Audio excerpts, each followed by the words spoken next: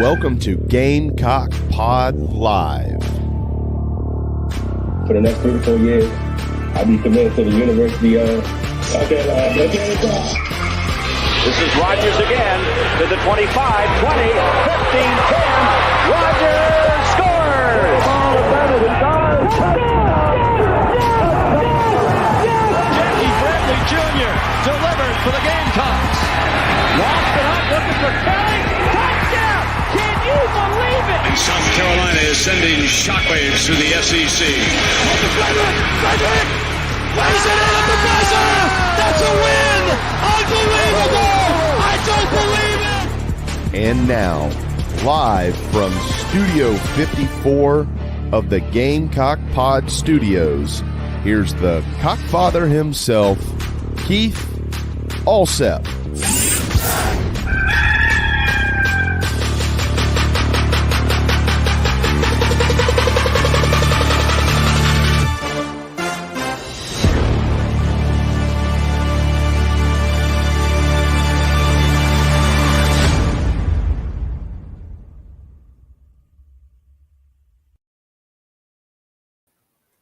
All right, everybody, welcome in to an absolutely unbelievable Gamecock Pod Live.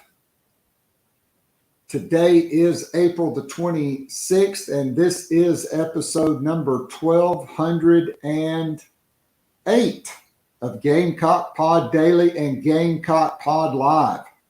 In just a few minutes, we will be joined by 247Sports national college football writer Brad Crawford to get his take on Shane Beamer and the Gamecocks coming out of spring practice, his thoughts on the momentum the program has, what could progress look like in year 3, and we'll talk NFL draft for all you Panther fans, SEC fans, and where the 3 Gamecocks, Cam Smith, Darius Rush, and Zach Pickens, when could they see their names called during Thursday, Friday, and possibly into Saturday's NFL draft?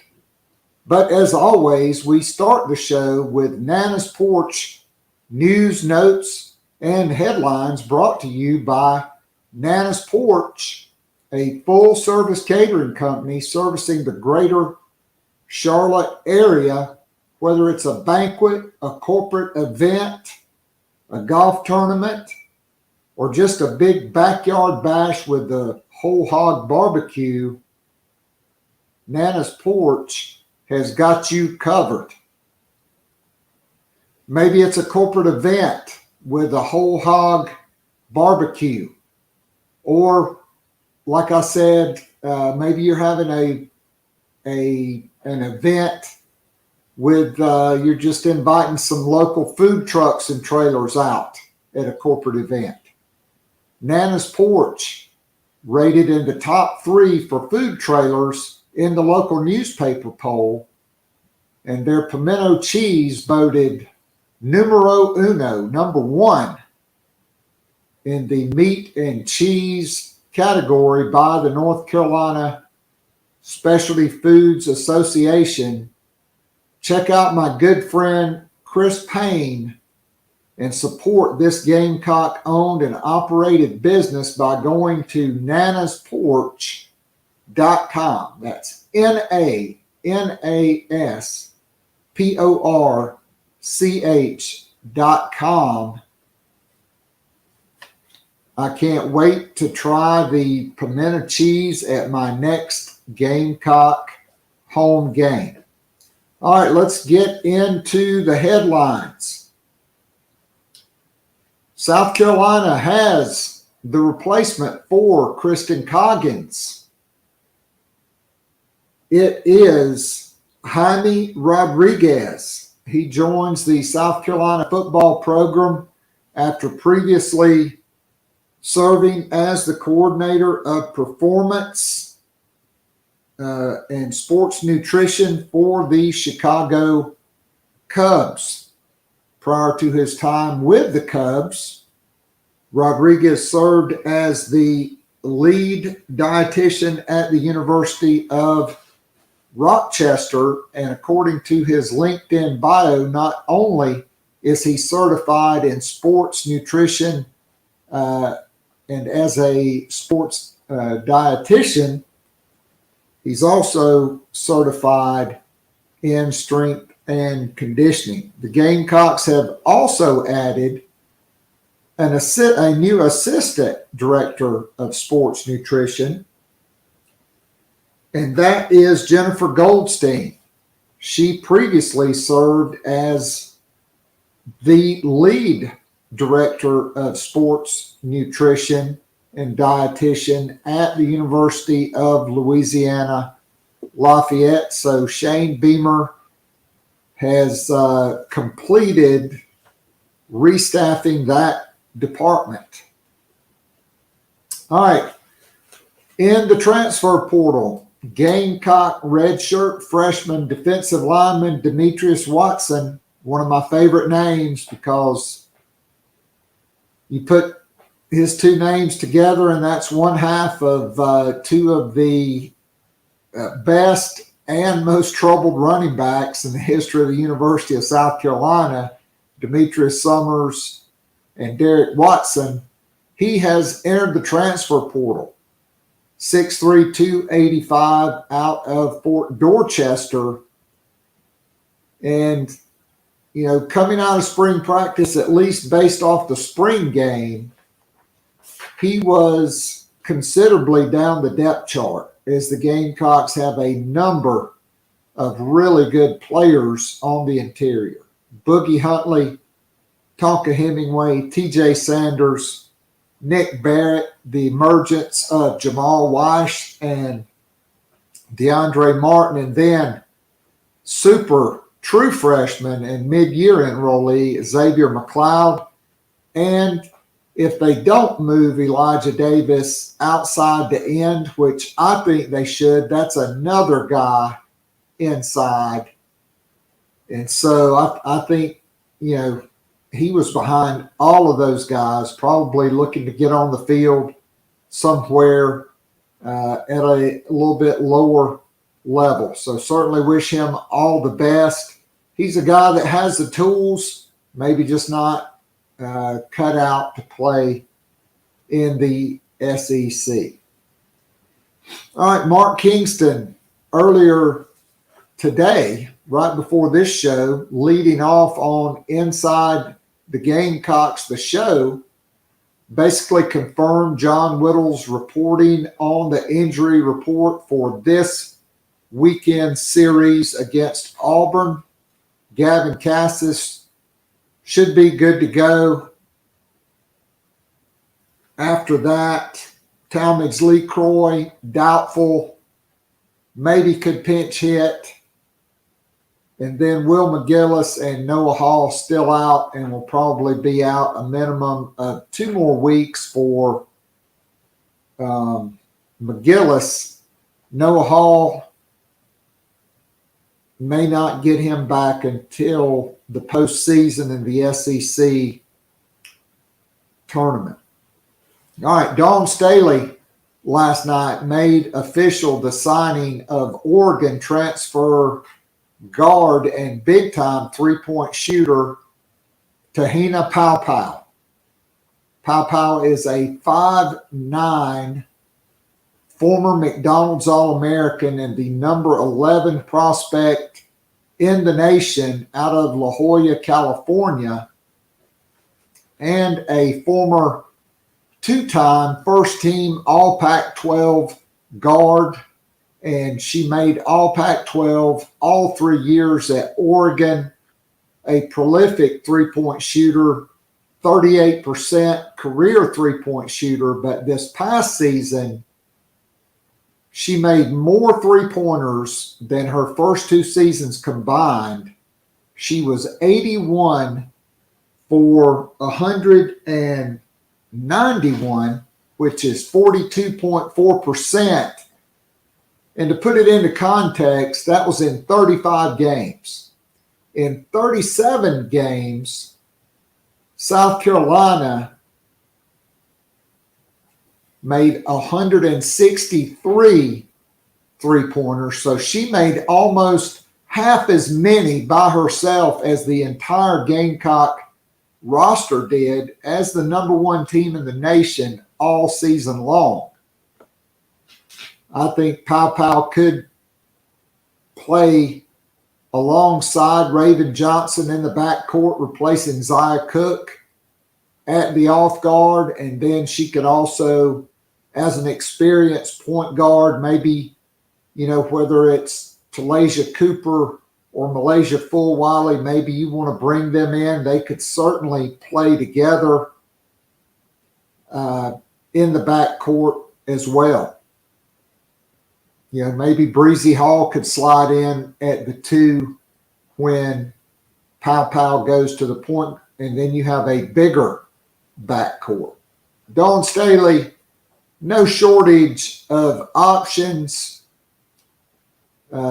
Gamecocks could be hosting the number one player in the transfer portal, Anissa Morrow, as soon as this weekend, and they are in her final 3, along with LSU and Southern Cal, where she visited this past weekend. All right, the NFL draft does begin tomorrow night, and the Panthers are on the clock. We also will ask Brad Crawford, is it possible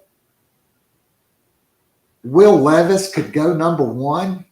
Dead last in the SEC on third downs and only threw for over 200 yards once in the SEC. We'll get his reaction to that.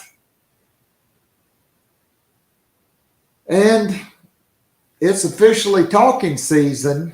Spring practice is over, and the Welcome Home Tour begins on May the 3rd. We will have more details on that later after this commercial message, and then we will be back with Brad Crawford from 247Sports.com.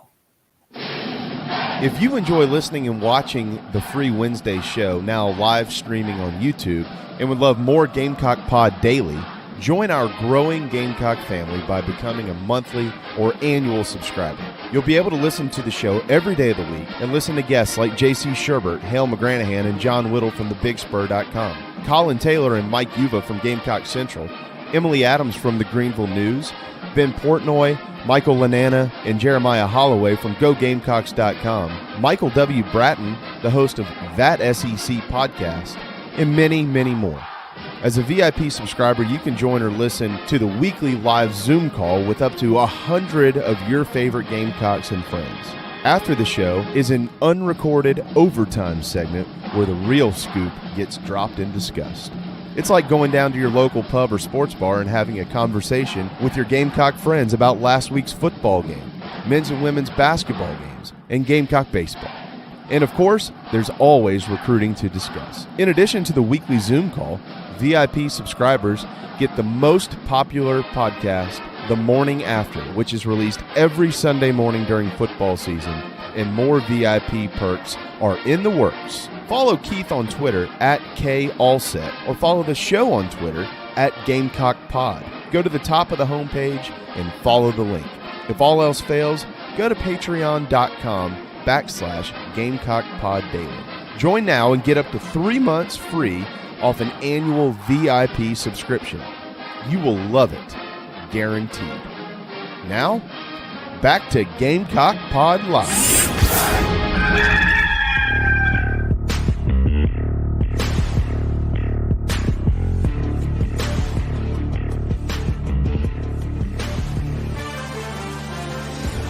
All right, and we welcome into Gamecock Pod Live for the second time Brad Crawford, 247 Sports National College Football writer. Brad, how's everything going today? Thanks for having me, Keith.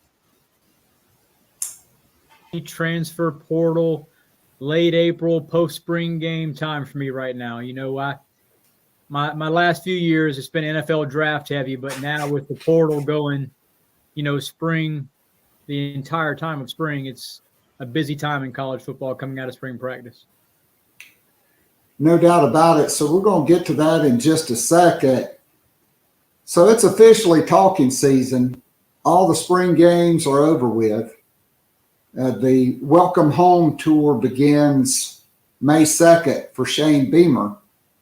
And so if you were Shane Beamer, what would be your rallying cry when you go out and meet with these raucous Gamecock fans that are probably some of them going to have too many alcoholic beverages beforehand and during the meal? But what would your message be ahead of year 3 based on recruiting, the season, the transfer portal, the return of Rattler and Juice Wells, et cetera? Pretty magnificent offseason so far for Shane Beamer. I would be touting last home game we played was a win over a top 10 Tennessee team, scoring 63 points. Then you go to Death Valley and win. Shane can tout that. Will Muschamp could not tout that last tenure. Did not beat Clemson. Shane's now 1-1 and now has a chance to win a second straight against Bryce in November. But this is going to be a very fun, very exciting coaching caravan season for Shane Beamer. Has a top 10 class for 2024 right now. I know he can't say a whole lot about recruiting per NCAA rules, but right now number 7 as far as our rankings are concerned at 247Sports. And look, Shane right now has the top 4 players in the Palmetto State committed for 2024. You got to go back to the Spurrier years before the Gamecocks were signing some of those elite players in South Carolina. So Shane's got a lot to talk about right now, and Gamecock fans, rightfully so, should be fired up about 2023. Well, no doubt about it. So evaluating the Gamecocks from spring practice, obviously we weren't able to see a whole lot during the spring game. There were a lot of key players and at least 4 starters on defense that didn't play. But based off that, what do you think are the most pressing needs for South Carolina in this spring transfer portal window? That it closes April 30th, but that doesn't mean guys have to commit or sign by April 30th. I think a lot of Gamecock fans are confused on that and panicking because no one, has jumped in from the transfer portal. But in your opinion, what are the most pressing needs? And then, if you are comfortable from your story, maybe sharing a few names Gamecock fans should be familiar with. Yeah, just to break down the sort of portal rules, so to speak. No SEC transfer past February 1st can transfer to another SEC program and be eligible for the fall. That's why you see a lot of guys that maybe aren't SEC former programs the Gamecocks are targeting. And then, like you said, Keith, the portal closes at the end of this week. However, there's going to be several guys this summer who make announcements. You just have to enter the portal to be able to transfer and play in 2023. So just to kind of clear that up. Yeah, coming out of spring, I think some of the strongest position groups for South Carolina would be wide receiver. I think they're very deep there. Obviously, Nicholas Harbor coming in during fall camp is going to add another potential first-team rep guy, 5-star. How do you keep him off the field? I mean, he's going to be exciting. And then to get to your question about the potential transfer targets and positions of need, obviously losing Jalen Nichols, we don't know the severity yet of that knee situation, but if you have a starting tackle go out, it's going to be hard to kind of assume one of these freshmen coming in can slip into that starting role as a first-teamer in the SEC. That doesn't happen very often. LSU actually had 2 starting freshman tackles last season. Both those guys were 5-stars. I think the Gamecocks will go after an offensive tackle. There's not a ton of big names in the portal right now at that position, but one that entered this week was Purdue's Eric Miller, 3-year starter. I think he has 32 starts in the Big Ten. He would be eligible. We already have a crystal ball for him to Louisville, so Jeff Brom and the Cardinals are trying to get on him quickly. And then defensive line is another position I think the Gamecocks will continue to try to recruit hard. Derek McClendon, an edge guy from Florida State, he took a visit to Columbia in early April. Gamecocks are one of 3 teams that feel really good about his situation. Isaac Akuwu, defensive lineman from James Madison. I don't know if he would play inside or edge at South Carolina at about 6'3", 270 pounds. He's a guy that I think the Gamecocks will have on campus and talk to him. And then at running back, so we're talking about offensive tackle, maybe an edge rusher, and then running back. Gamecocks will enter fall camp, Keith, with just 4 scholarship running backs. The kid from Newberry they signed out of the portal, 4-star freshman Dontavius Braswell.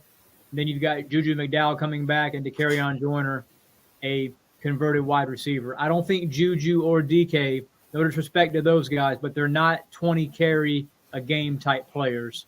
So you're going to need a bell cow type back to kind of split some reps there. So I talked to Montario Hardesty actually recently, and, I sort of asked him, what's the running back situation going to be like as far as taking a portal guy? He didn't give me any names, but he said it has to be the right fit for us. So some of the top names right now at that position in the portal, Devin Ford from Penn State, and also Alton McCaskill, who entered last night from Houston, had 1,000 yards as a freshman in 2021. I think Coach Prime and Dion probably going to try to get him. But, yeah, running back, offensive line, and edge are 3 positions I think South Carolina will address this summer. All right, good stuff. So outside of wide receiver, since you mentioned defensive front, sure, what were your impressions of Elijah Davis, the junior college transfer? When he signed, they listed him at 6'3", 262. I thought, well, hey, he played defensive end in high school. Maybe he's not as big as everybody said. I think he could play at 265 at defensive end. He looked like he did have some bad weight that they could definitely get off of him. But just what were your thoughts on him? And then, Hemingway's a guy we did not see in the spring, but a guy that's really an army knife for a defensive lineman. Could he play a bigger role at defensive end? Yeah, I think in that 4-3 look, I think right now on the interior, the Gamecocks might be better suited than maybe their starting edge positions. Losing Gilbert Edmonds to Florida State was big. Obviously, Jordan Burst to Oregon. That's still kind of a pressing situation there. There's been all kind of speculation and rumors on Jordan wanting to come back and maybe Shane trying to get a waiver from the NCAA to get him back. I don't want to speculate on that. But just to get back to your question, I think in the spring, like you said, Elijah Davis came in maybe more prepared to play early first-team reps than a lot of us expected. I think he's going to play a lot this fall. Not sure if to be a 3-down player. You sort of want pass rushers to, be able to come off fresh, that sort of thing. But right now, Shane and Clayton White have to find some sort of rotation at defensive end, at D-line. I don't think they're going to find that until maybe the middle of fall camp when some of these other guys, as you mentioned, Hemingway, gets back to full strength and is able to play a little bit. But defensive end, pass rush is huge for South Carolina this season. At times last year, it was solid. Other times it was not. So you've watched enough Gamecock football, man, to know that on third down in the SEC, when South Carolina has a consistent pass rush, that's a pretty hard football team to beat. So I think getting at least 1, maybe possibly 2 portal guys along that front to not only help with depth, but maybe get a starter in there would really help the Gamecocks' cause. I agree. So here we are in year 3. In year 1, I think the over-under was 4 for Shane Beamer. Yep. He hit 7. They boat race Sam Howell and Mac Brown as a double-digit underdog. Year 2, the over-under's 6. And up until the last 2 weeks of the season, it looked like 6 probably was going to be the number, right? And then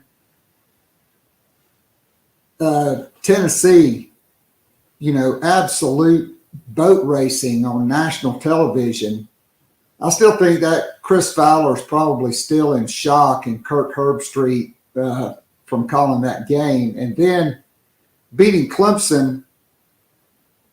And then you had, you're minus your 3 NFL guys, Cam Smith, Darius Rush, Zach Pickens, another safety that had started. He was out. Gilbert Edmond left. Marshawn Lloyd left. You really had a skeletal crew from the team that beat Tennessee and Clemson. Yeah. And that guy was from East Tennessee State, right? Nate Atkins, who was criminally underutilized the first 10 games of the season.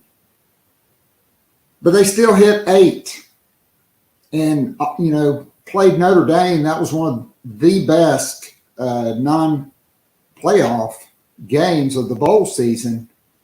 So now we go to year 3. There are going to be high expectations, but a much more difficult schedule. I always say when Kentucky and Vanderbilt are at home historically, that is the toughest year because you got to go to Georgia, you got to go to Tennessee, and then for some reason the SEC still sticks at Texas A&M and at Missouri back-to-back weeks, right? And Clemson's not going away. Sure. And you lead off the season in Charlotte with Drake May, who could be a Heisman front runner, and North Carolina. So what does progress look like in year 3 for Shane Beamer? Usually we talk about November being the season-defining stretch for any Gamecock football season, and I think September might be that month this year. As you mentioned, opening up at Panther Stadium against UNC, I think that UNC team is going to be somewhere around 6-6, 7-5. I don't see them, making the ACC title game like they did last season. Losing Josh Downs, that was Drake May's best receiver. He also lost Mac Brown's best assistant coach, Phil Longo, to Wisconsin. So UNC takes a step back there. But after that home opener, Keith, against Furman, you've got the trip to Georgia. You've got a Mississippi State team coming into Williams-Brice that'll be hungry with a brand new offense, new coach. Then you have, going to Neyland Stadium against Tennessee. Tennessee's going to be 4-0, ranked inside the top 10 at that point, looking for revenge. So if the Gamecocks aren't careful, September could get really ugly. Or, the bright side of that is maybe South Carolina's 4-1 during that opening month, and they're inside the top 15 with a close loss to Georgia. So it's a very pivotal stretch right now. I was going to say, too, talking about momentum, carrying over from last season to 2023, walking out of that Jacksonville football stadium after the Gator Bowl and that loss to Notre Dame that night, you didn't see Gamecock fans hanging their head. It was an 8-5 year. And then, as you mentioned, with a shell of a team scoring 38 points against a elite program like Notre Dame and really putting up a fight there, and a lot of guys playing hard. It just showed me that heading out of year 2, Shane Beamer was much more further ahead than a lot of us media types, national guys, and fans thought he would be heading out of year 2. And I think rightfully so. You're going to see the Gamecocks ranked inside a few AP top 25 type rankings in August. And September is going to be a telltale sign of, is this team overrated early, or does America, feel pretty good about the Gamecocks and kind of have them in the right spot? But September's huge. Season opening game against UNC is a must win. I think the preseason win total 6.5. If the Gamecocks lose to Tar Heels, it's going to be hard to hit that 7-win mark, in my opinion. So a lot of Gamecock fans, and we just talked about it, kind of compared to Will Muschamp. Well, it was a season opening loss to North Carolina in Charlotte, Mac Brown's first game back. Yeah. That really,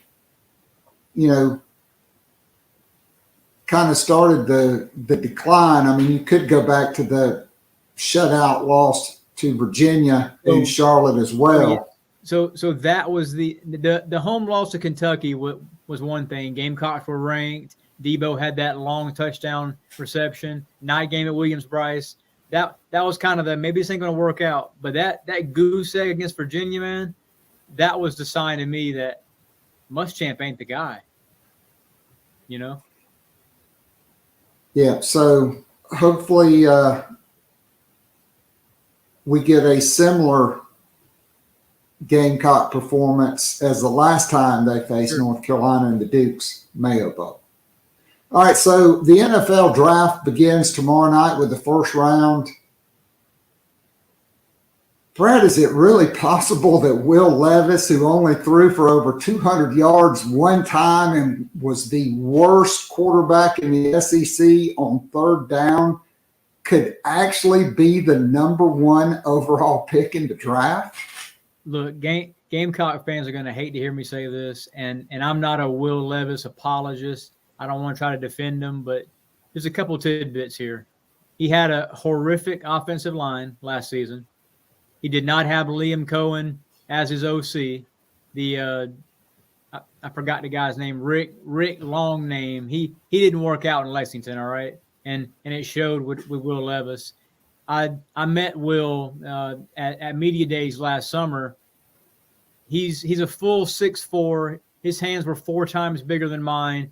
He had that number one draft pick look to him, man. And then, you know, I met Bryce Young the next day, and Bryce Young is 2 inches taller than I am. So Will Levis has a rocket for an arm. As a Panther fan, I don't want to see him draft Will Levis. Not number one. I think he might be a good quarterback down the road, but you know, you trade DJ Moore, you move from 9 to 1 to go get your guy, so to speak.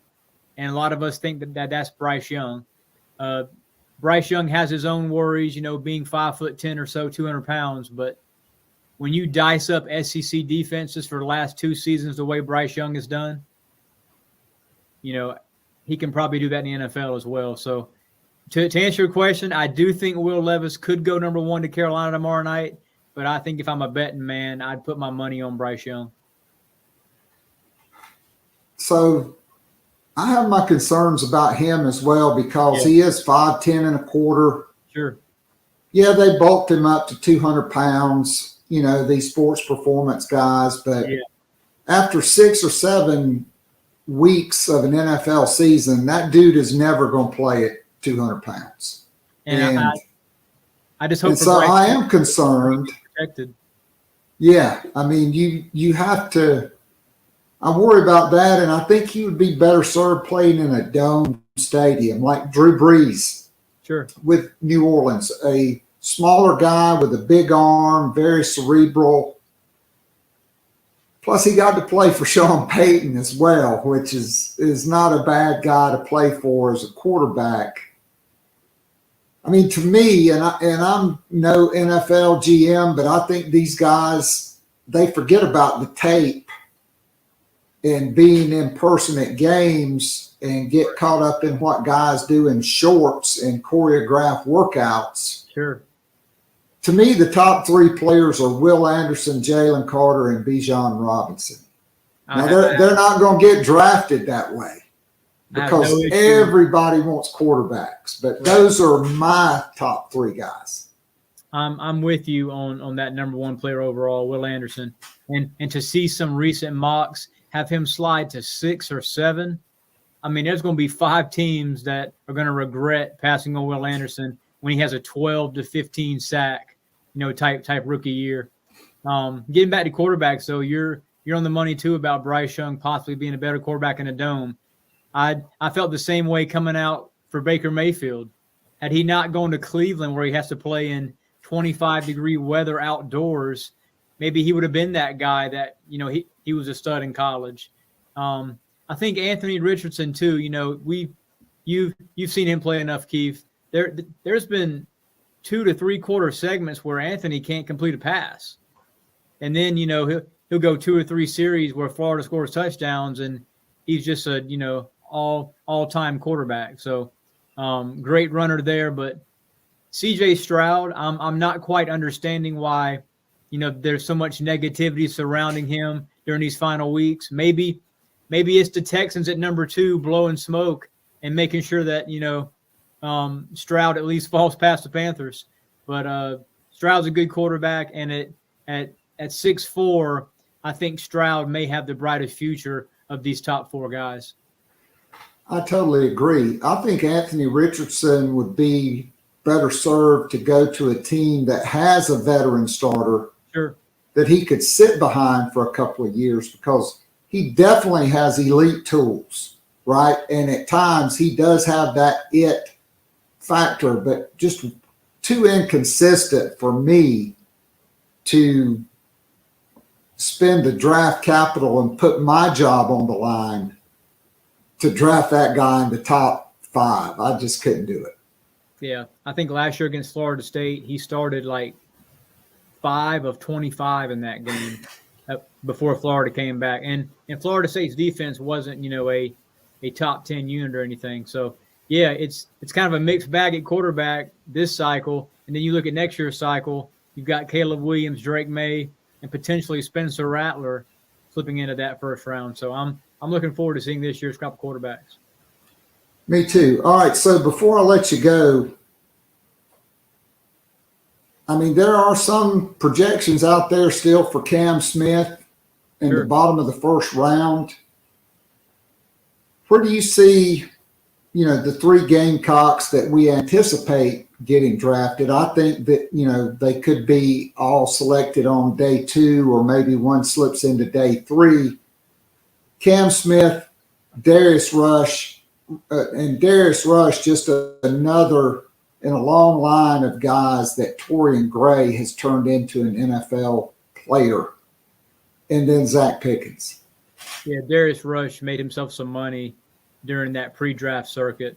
I mean, showed off better speed than Cam Smith. He was very fluid in drills. I think he's at the Senior Bowl. He made the most noise, played really well there. I think Cam's going to be a mid to late second-round pick. I know a lot of projections had him first maybe a few weeks ago. There's other corners, Christian Gonzalez at Oregon, Devin Witherspoon at Illinois, even Keely Ringo at Georgia. I think Ringo and Smith are going to be 2 really good value picks in the second round. Both them guys are going to start as rookies. I think they'll be very good. I think Zach Pickens will be the next Gamecock taken, possibly early 3rd round. So still a day 2 pick. And then, like you said, I think Darius Rush has played his way from maybe 5th round up to a, mid to late 3rd round selection. And Darius Rush is a guy that, he's gonna fight to make a roster, but obviously he's shown maximum ability during this pre-draft process, and I think he's going to be a difference maker at the next level.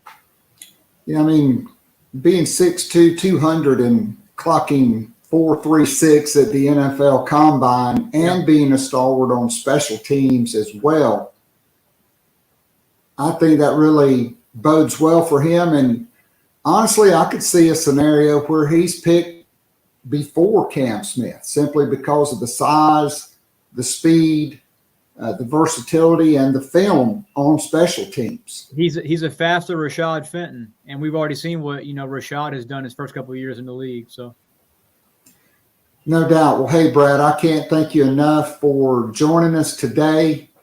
Always great to catch up with you, and we'll look forward to reading all your stuff on 247 Sports, and we'll look forward to catching up with you again sometime. Maybe I'll see you at a Gamecock home game in the fall.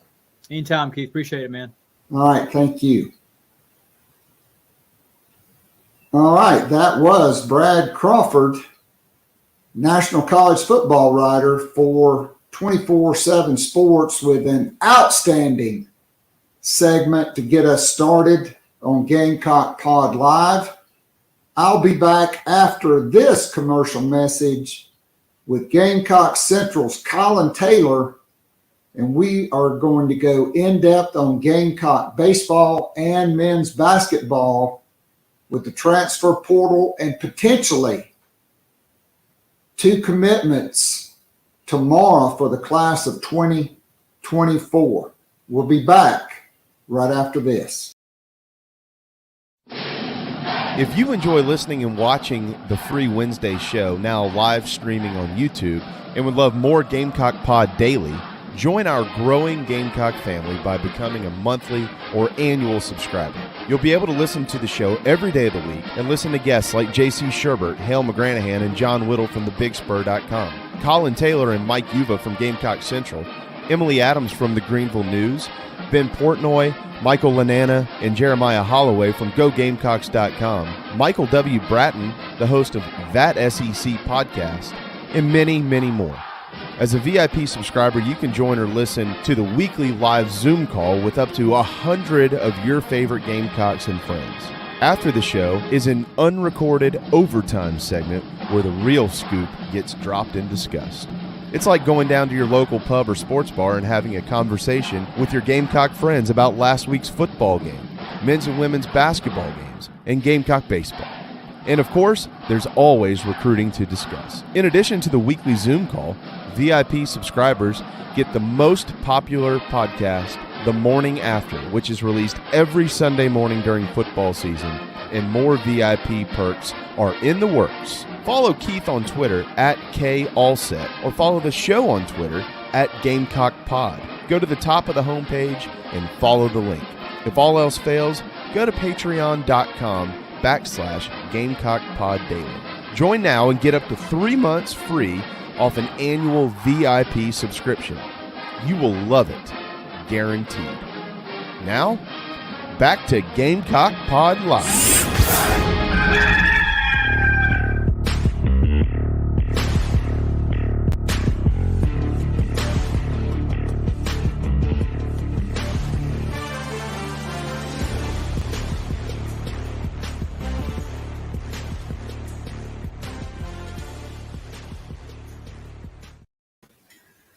All right, and we are back, and we are joined by resident Cubs fan.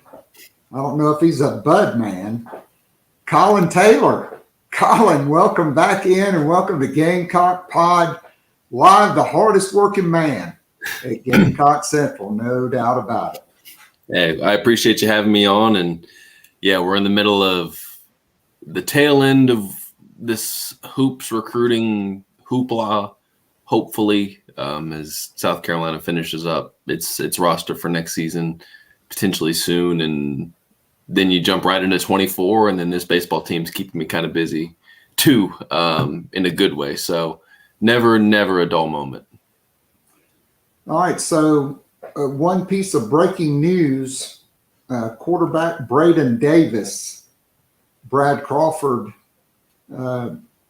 I guess live tweeting while he was on the show that Davis has entered the transfer portal. So that's two guys today that entered the transfer portal, Demetrius Watson and now quarterback Braden Davis, who, man, I would have really been intrigued if they could have moved him to wide receiver.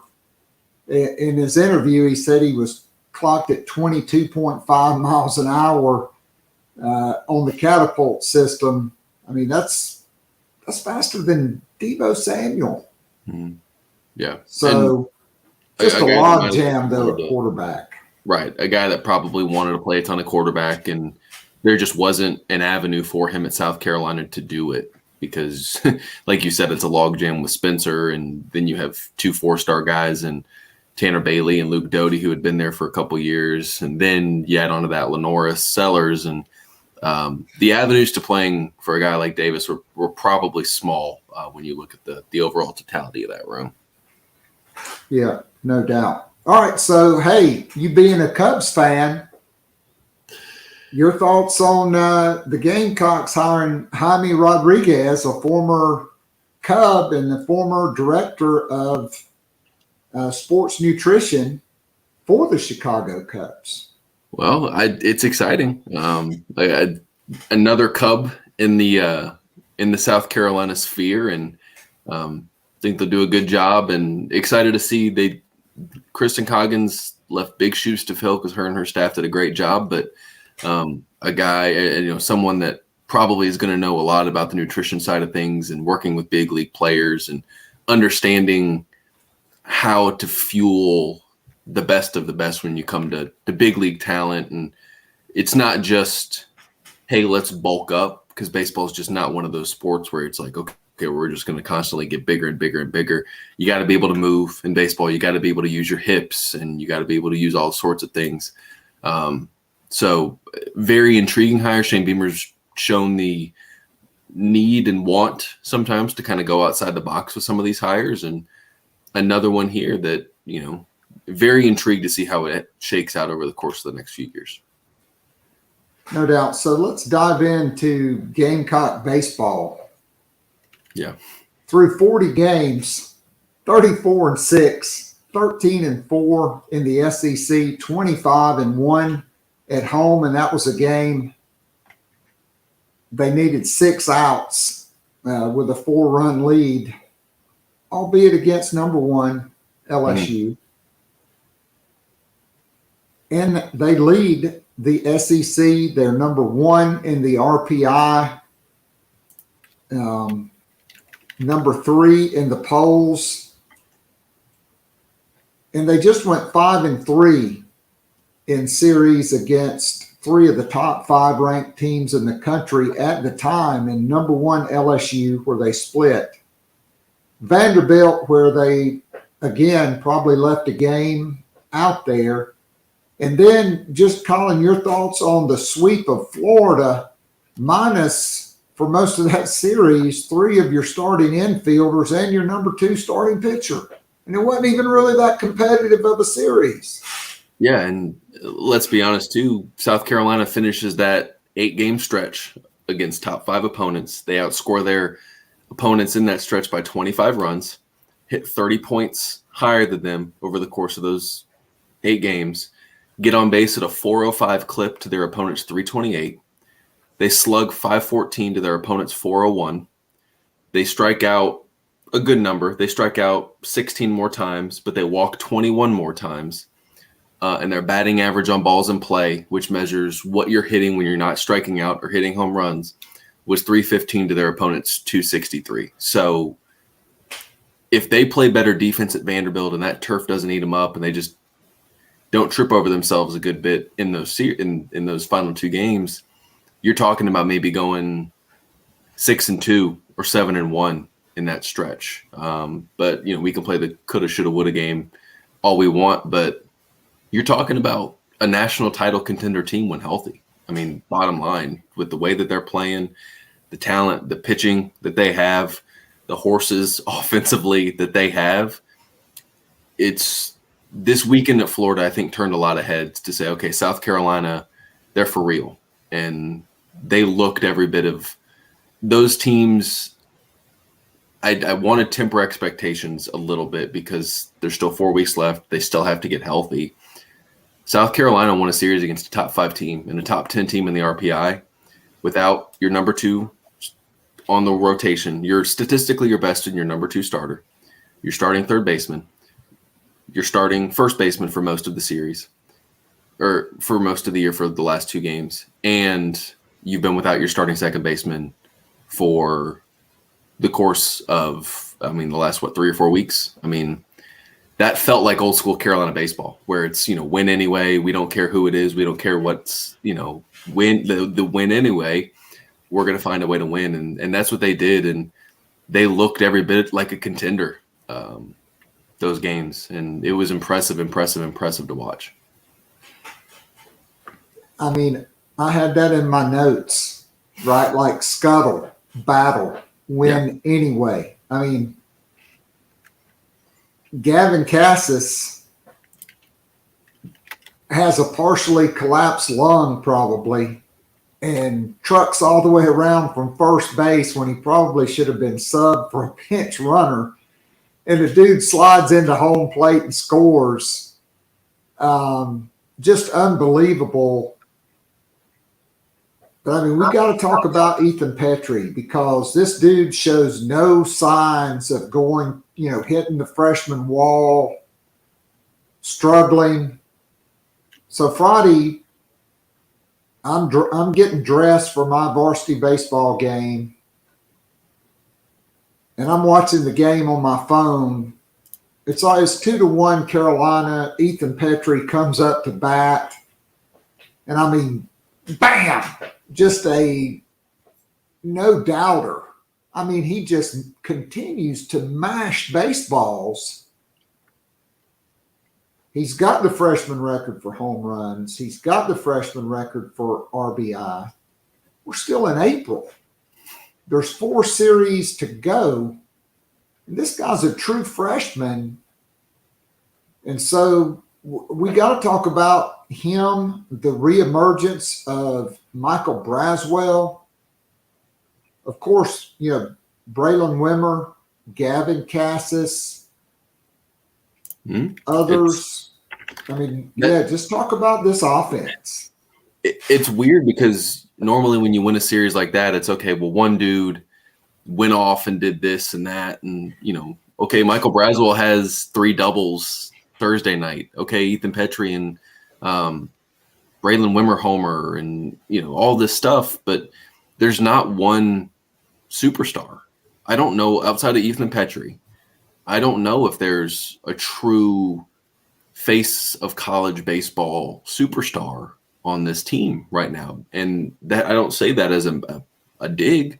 I say that as this is just a well-rounded college baseball team and a well-rounded college baseball offense where they take pitches, they grind at bats, and then when you leave one over the plate, I mean, they're going to put it in the gap or they're going to put it over the fence. And it's what baseball is nowadays, where average still matters, but it's not the be-all, end-all. What matters is the OPS. How frequently are you getting on base, and how frequently are you hitting for power? And when you do those 2 things at a very good clip, elite clip, you win a lot of games. And South Carolina's in league games only, leading the SEC in slugging, and second only to LSU in on-base percentage. So you're talking about an offense that does what it needs to do to score runs, and it's going to mash against you. And when you pair those 2 things together, you typically have a really good offense, and you're seeing that through the first 6 weeks of SEC play. I mean, no doubt about it. And so sticking with that theme of being well-rounded, and I didn't want to leave out Cole Messina as well, who's been outstanding. But just the depth of this Gamecock pitching staff and being able to withstand not having Noah Hall for the last month. Yeah. Will Sanders getting off to a very slow start, right? But, I mean, this dude now, maybe he just saves his best for the Florida Gators because he can't stand them. Right, because he has been lights out against the Gators, but it looks like he now is rounding into the form of that guy that was a Golden Spikes nominee that you believed was going to be your ace and potentially a first-round draft pick. And I think that's really critical with these last 4 series. Auburn, they're not that good, but going on the road at Kentucky, South Carolina's never really played well up there. And then going to Arkansas before you close it out against Tennessee at home. How important is Will Sanders' play if South Carolina is going to be a national top 8 seed, which at this point, I mean, they'd really have to. Some bad things would have to go wrong, right? Yeah, a lot would have to go wrong, and it's huge. The fact that you haven't gotten great Will Sanders up until the last, I wouldn't even consider him great against Vanderbilt. He had the 1 bad inning. He was good against Vanderbilt. He was good against LSU. The fact that you got vintage Will Sanders against Florida, against that lineup, should scare a lot of people. And the fact that if I had told fans before the season, hey, 6 weeks into SEC play, Will Sanders isn't going to be all that. Will Sanders is going to struggle to the point where he even has to take a week off. Jack Mahoney is going to be good, but he's not going to really go deep into games. 3 weeks into the SEC slate, you're going to lose Noah Hall for TBD. Braylon Wimmer is going to be hitting sub 300 in SEC play. And your starting 3-hole hitter is going to be a true freshman who struggled in the fall and the spring. You wouldn't have had a whole lot of faith in this team.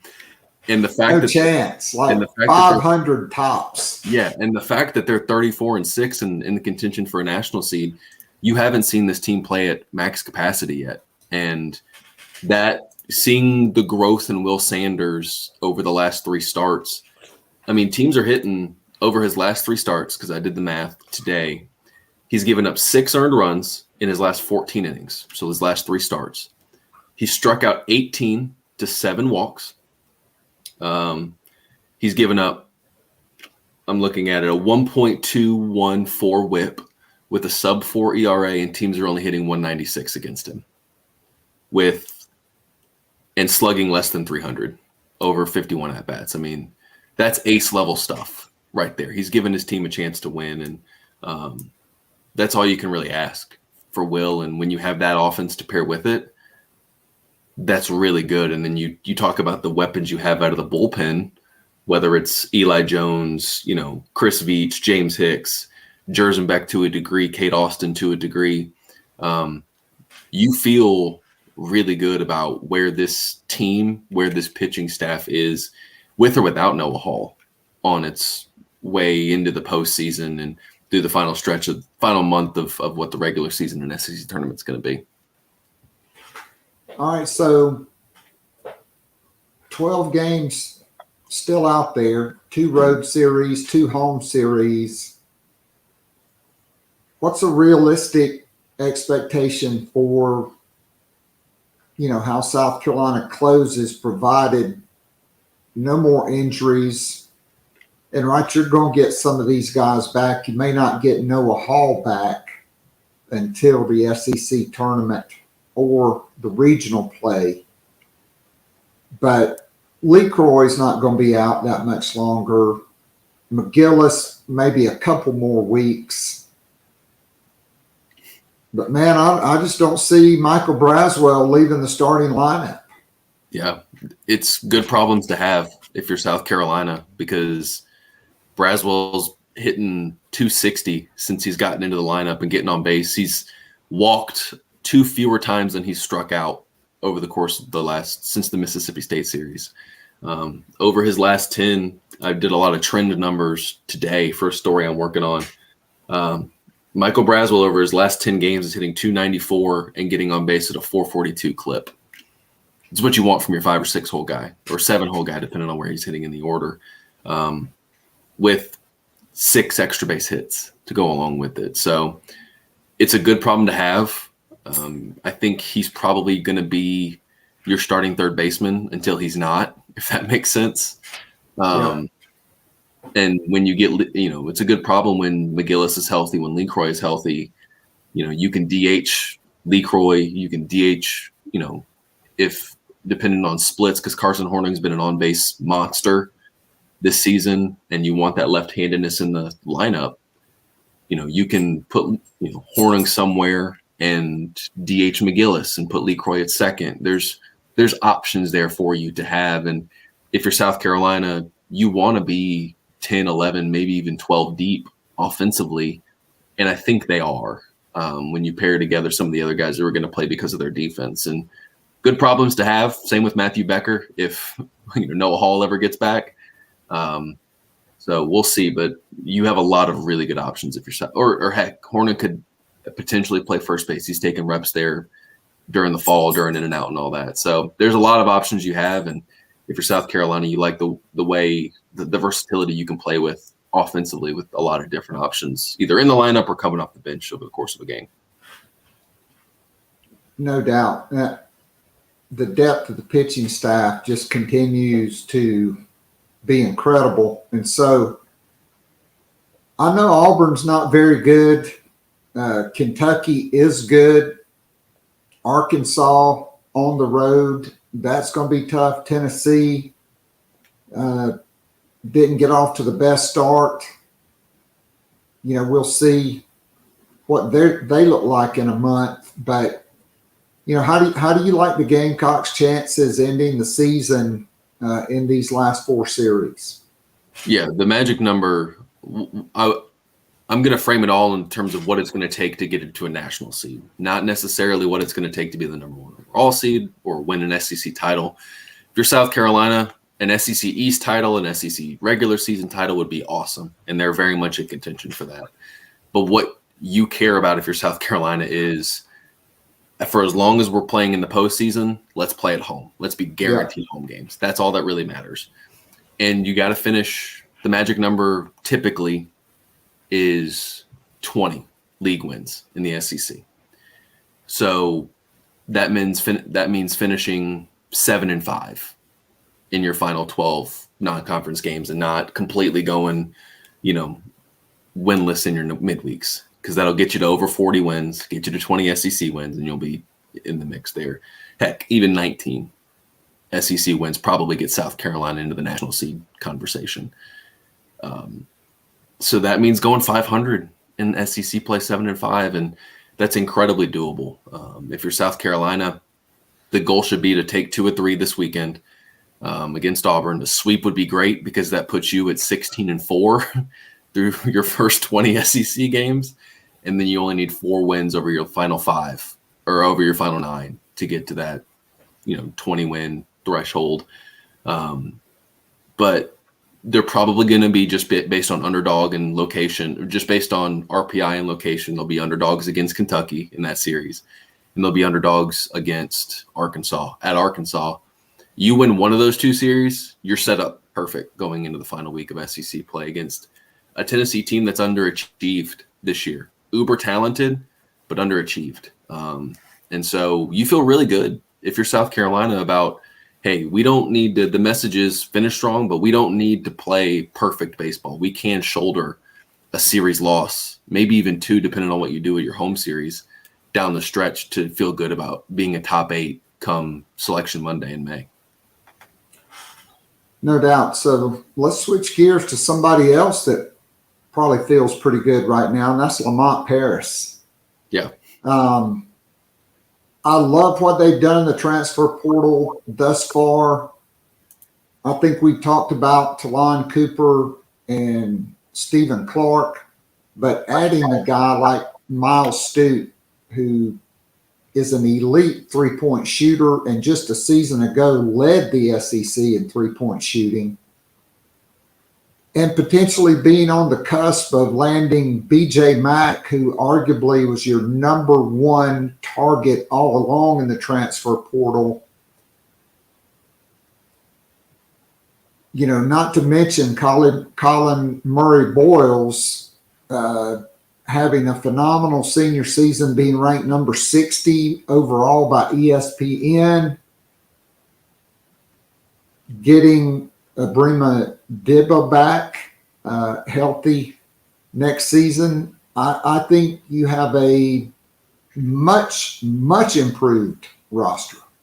Yeah, I don't think there's any arguing that at this point. And not only do you add pieces, at least 2 of the pieces you've already added are going to be starters for you. Talon Cooper is going to start for you. Miles Stute is going to start for you, and TBD on Stephen Clark, who is, if I'm handicapping it right now, probably going to be a bench, coming off the bench for South Carolina. And if you get B.J. Mack, he's your day 1 starter as well. So you've added pieces that fill gaps, and you've added pieces that are going to play high level minutes for you, and experienced pieces who can shoot the ball and facilitate. And I didn't realize this. I talked to Miles Stute's high school coach and asked him, like, hey, the numbers did tick down this year. How confident are you that he'll get back to what he was as a sophomore? And he goes, numbers didn't tick down. He had 1 bad month, and that skewed his numbers. And so I was like, sure, in my head, I'm like, okay, whatever. And then I actually look back at it from the start of the season until the end of January. Miles Studi, I have it right here. So that's 22 games, 21 starts.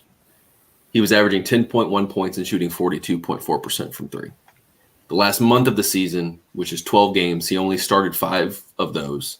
He did see his minutes dip, but he averaged only 5.2 points and shot 24.7%. So if you're South Carolina, you're like, okay, we hope we're getting the first part of the year Miles Studi and not the last month. And we feel pretty confident in what he'll be able to bring and add some athleticism to this roster as well. And you have to like what they're doing with, Michi Johnson. He's going through the process, but I expect him back a year under his belt. Ebo, healthy. He was going to play a big piece last year. Jacoby Wright with another year under his belt. Josh Gray with another year under his belt. The pieces that you relied on heavily last year are coming back outside of Hayden Brown. And you feel good about their growth. And when you pair that with the rest of what South Carolina is bringing in, I know the staff is very, very optimistic about next year and being just more competitive at the very least against the SEC. All right, so assuming they add BJ Mack, which I think there's a lot of confidence right now that happens. I mean, you just beat Alabama, LSU, Iowa, Arkansas. That's a big-time get. But then that still leaves one roster spot available. What position or positions do you think they would look at from the portal to potentially fill that spot? I think once they get through BJ Mack, they'll figure that out. I could see them just kind of going with best available. I could see them going with, if it's a guard, great. If it's, a big, great. If it's a wing, they're kind of going to reassess and go best available after that. And we'll see what that looks like. But I do think they have a plan in place based on what BJ Mack does, how they could potentially attack things. All right, so 2 guys South Carolina had on campus that are 2024 guys from Finland. 6'4" guard Morris. Since I've already been calling Stute, I don't want to slaughter this guy's name, which seems impossible for me to get right. And then Oku Federico, 6'9" forward. They are announcing tomorrow. If you were placing your own 3 selection, how do you like the Gamecocks' chances for these guys tomorrow? I think I would, I'm not a huge RPM person putting those in, but if I had to put one in, I would say I would put one in for South Carolina with decently heavy confidence on both guys. I think South Carolina did a really good job selling them on what their roles would be, what that would look like as they can kind of continue on. But I think South Carolina is in a good position for both guys. 2 guys they pinpointed recently as targets and were able to get on campus and made a really good impression on their official visits. That would be outstanding. So there's another guy not too far up the road for 2024, Cam Scott. Very tight with another former Columbia big-time player who is off to the NBA. Mm-hmm. I mean, are we just going to have to go through the process with him? I mean, how do you think South Carolina could fare with Cam Scott? And there are other guys with South Carolina ties as well. Yeah, Cam class. Yeah, Cam is one of those guys where he was pretty set on making a decision before the live period started. Texas was in there, and obviously with the Chris Beard news and situation there, he obviously has not committed to Texas, and Texas was very much in the running with him, as was South Carolina. And now he's kind of enjoying the process. I don't get a sense from Cam that there's a decision imminent anytime soon. And I do think as we sit here right now on April 26th, at 2:09 Eastern. I think South Carolina will be in it for a while. They've done a good job building a relationship with him, with the family, and we'll see what that means as it goes forward. But I think South Carolina has done a good job positioning themselves with Cam Scott, showing him he's a priority. And then if you do end up landing him, you'll have to do it with, Auburn, Texas.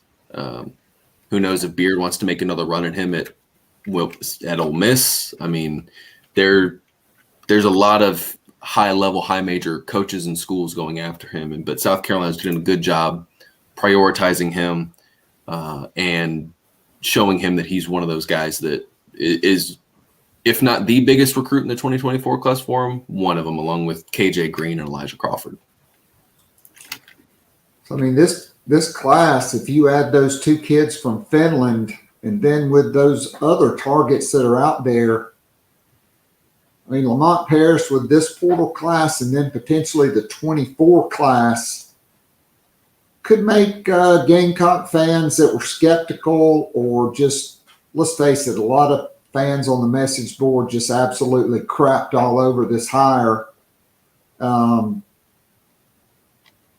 He could be turning the corner, quite frankly. Yeah, and you hope, if you're a South Carolina fan, you hope he does. You hope that what he learned, he had never been in the SEC before. You hope what he learned in that first year, whether it's in the first offseason, throughout the season, about what he saw up close and personal, you hope he learned, how to recruit against a lot of SEC schools, high major schools, what he needs from a roster standpoint to compete against these high major programs, and has taken that and applied it to what he's doing this offseason, whether it's through the transfer portal, which they've attacked hard. And you could argue that they've landed probably 2 or 3 of their top 4 or 5 guys already in the portal, and Max still out there. And then, apply that to this offseason too, in terms of team building, in terms of how to work out guys, how to tweak his scheme a little bit, to really take advantage of what he has on this roster and compete against the Kentuckys, the Alabamas, the Mississippi States, the Missouris of the world. And if they can do that, that'll be progress, and then they can help sell that to the 2024s that they're recruiting heavily over the course of the next few weeks to next few months. No doubt about it. So, Collyn, great stuff. Great job as always. Tell us what you have coming up on GamecockCentral.com. Yeah, we're doing some big data stuff. I've got a ton of spreadsheets and time to work on them now after spring ball has ended. So going through that with baseball, with basketball, with football, some recruiting data to kind of sum up how good this recruiting run's been for the football program, and a ton of other stuff with features, with analysis from baseball and basketball. There's a ton of stuff down the pike coming with, Morris, Oku, Federico, and their decisions, and obviously BJ Max, the big fish. So plenty of stuff to keep tabs on as South Carolina gets going into a very, very interesting few months. Collyn, can't thank you enough for your patience waiting for us to finish up with Brad Crawford, and then for your time today. Great stuff as always. Get a little bit of rest, my man, and we'll look forward to catching up with you down the road. Awesome. Appreciate it as always. Yep. All right, that was Collyn Taylor, the hardest working man at Gamecock Central. All right, so Chris Payne asked about the top 3 players in the state of Mississippi that South Carolina is in on. I spoke with a great source last night, and I'm told for Kamarion Franklin, 6'5", 265, who probably will be a defensive tackle. Jamonte Waller, 6'2", 225, who is Clayton White's number 1 target at linebacker. South Carolina is definitely in the top 3 with both of those guys. They are the outright leader for running back athlete Daniel Hill, 6'1", 220 from Meridian, Mississippi. And I don't even know if he'll make it to his Gamecock official visit as it stands today. Obviously, things can change. NIL, I mean, it's basically a free market system in recruiting right now. But I think things look great.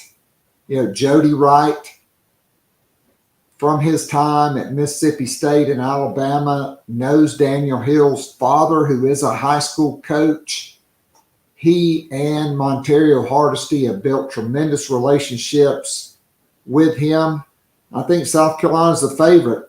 As JC talked about on Monday's show for our patrons, you know, don't count the Gamecocks out with Peyton Lewis from Salem, Virginia, who is my favorite running back. And then the Gamecocks have several RPM on 3 predictions and crystal balls for Anthony Carey, who is a really good running back out of the Tampa, Florida area.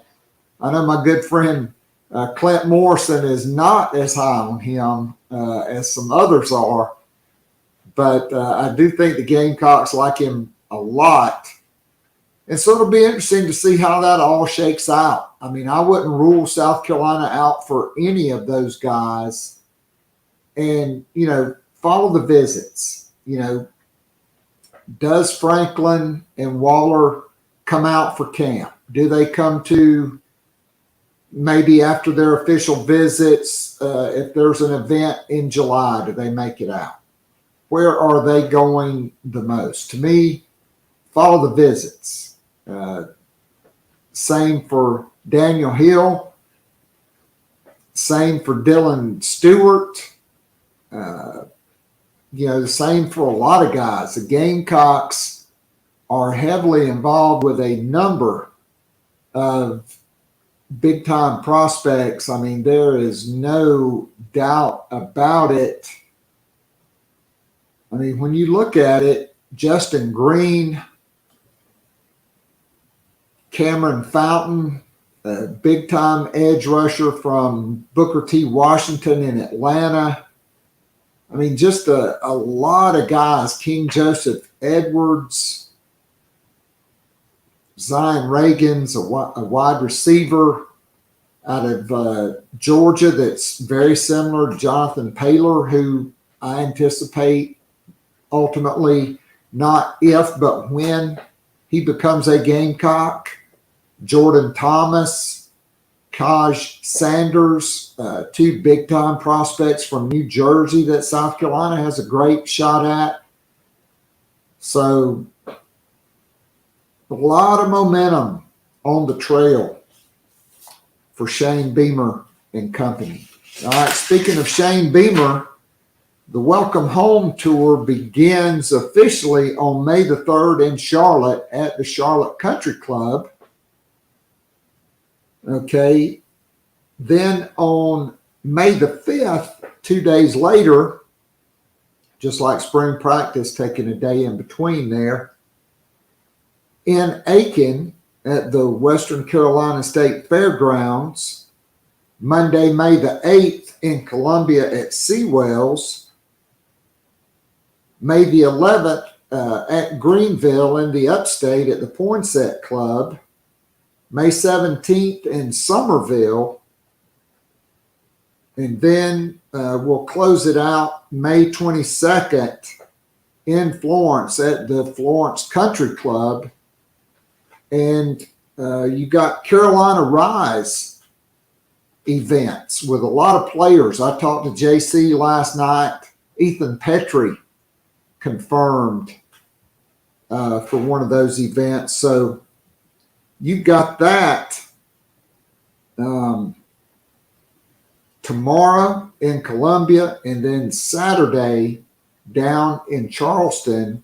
Come out and support Carolina Rise. It's critical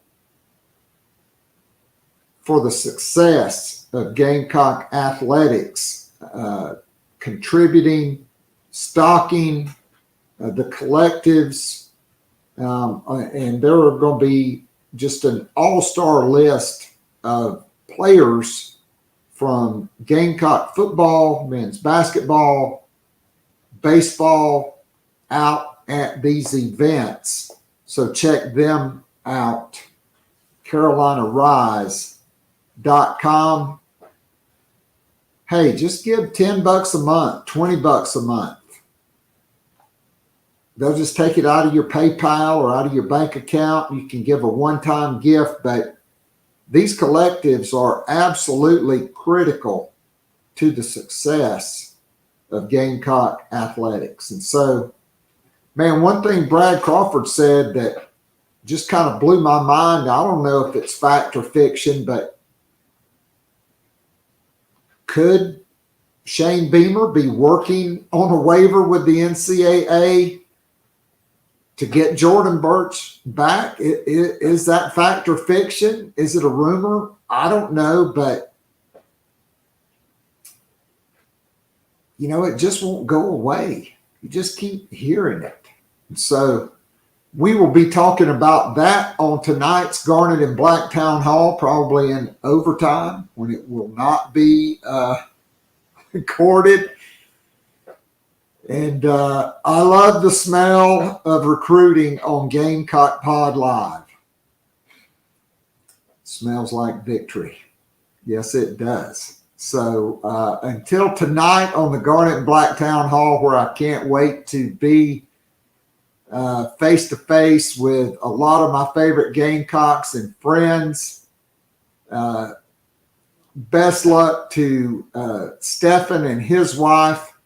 She was scheduled to induce labor today. They're getting ready to have a baby. And I know he's looking forward to that.